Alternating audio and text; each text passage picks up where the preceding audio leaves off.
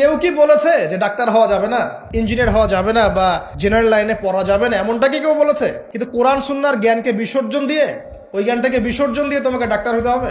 আমার তো মাঝে মাঝে মনে হয় যে এইসব সেকশনে এই সায়েন্টিফিক পড়াগুলোর পাশাপাশি মানবিক কিছু পড়াশোনা দেওয়া দরকার।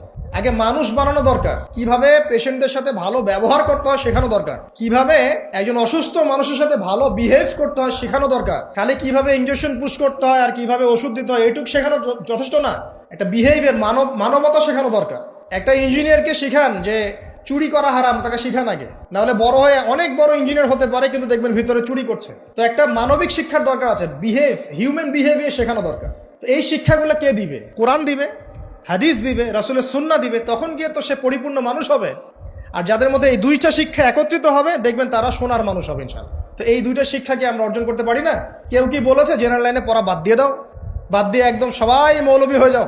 সবাই যদি আলেম হয়ে যায় তাহলে ভাই সামরিক ক্ষেত্রে কে কাজ করবে, প্রশাসনে কে কাজ করবে, জনপ্রতিনিধি কে হবে, ইসলামিক ব্যাংকিং সেকশন কে চালাবে? ঠিক আছে না, সব সেকশনে মানুষের প্রয়োজন আছে না? তো সব সেকশনে মানুষের দরকার আছে, কিন্তু সেই মানুষগুলোর আত্মাটাকে কোরআন সুন্নাহর আধ্যাত্মিকত্ব দিয়ে ঢেলে সাজাতে হবে। আল্লাহ পাক তৌফিক এনায়েত করুন, আমিন।